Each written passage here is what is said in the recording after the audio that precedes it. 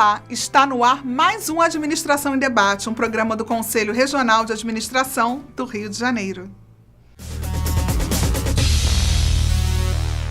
Na palavra do presidente de hoje, o administrador Wagner Siqueira falou sobre os desafios da área de recursos humanos no século XXI, suas conquistas e seu relacionamento com o indivíduo e com as organizações.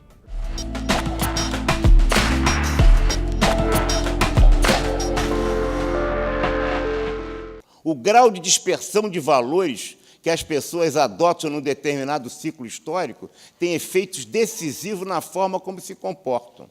Quanto menor a dispersão, mais estreitos são os limites de comportamento. Quanto maior a dispersão, mais amplos são os limites de variação de comportamento. O que as empresas fazem agora nos processos de recrutamento e seleção em função disso? Está ampliando a dispersão de valores. Portanto, se amplia os comportamentos.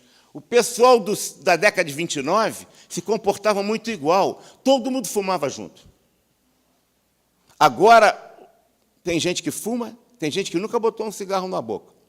Tem gente que fuma até um baseado. As pessoas são muito mais diferenciadas. Elas se tribalizaram. Elas se organizam em patotas, em grupos, dentro da mesma família.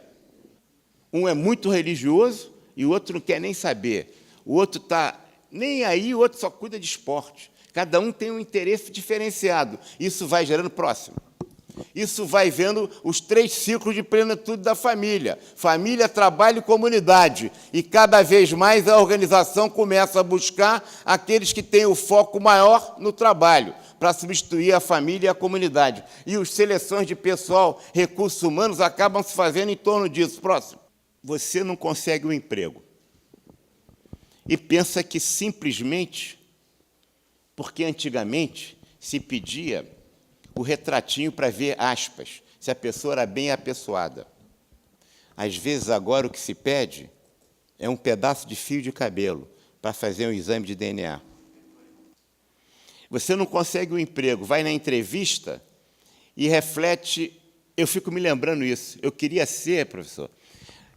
Quando estava terminando o ginásio lá no Pedro II, eu fiz prova para ser piloto da aeronáutica. Aí o camarada, fiz a prova, passei, fiz exame médico, e fui, a última era uma entrevista com um psicólogo, um major. A melhor coisa que ele me fez é que ele me reprovou. Mas ele me fez uma pergunta assim: se você não fosse piloto da aeronáutica, o que você gostaria? Eu falei assim: olha, eu não sei se professor de matemática ou professor de história, eu ainda estou pensando. Ele me reprovou e fez muito bem, eu fico vendo isso, né, naquela época. Mas hoje, sabe como é que a gente se reprova numa coisa de seleção? O camarada quer saber a sua disposição, se você tem o perfil da empresa. Perfil. Como é que é o perfil da empresa? Está disposto a fazer isso, a fazer aquilo? Se ele percebe que você tem um valor muito grande, qual é a tribo que você pertence? Porque se a empresa não trouxer pessoas homogêneas para a sua realidade, ela vai trazer pessoas tão diferenciadas que ela tem dificuldade de gerir. Antigamente, as pessoas já eram semelhantes. Hoje, elas são muito diferentes. Então, eles têm que selecionar quadros semelhantes. A gente nem está preocupado naquilo que ele sabe. Né? A gente não fala que tem que ter o perfil, atitude, psicológico. O que a gente está... A entrevista, cada vez não é mais assim? Para ver se a pessoa tem a perspectiva daquilo de se doar à empresa. Se ele tem ganância, se ele tem vontade, se ele tem desejo. Quando você começa a fazer esse tipo de seleção, quando você começa a fazer esse tipo de quadro, você está chamando semelhante. Quando você está chamando semelhante, você está formando seitas de pessoas afins. E as organizações vão se constituindo assim. A seleção se dá assim. Não busca a diversidade, ela busca a semelhança.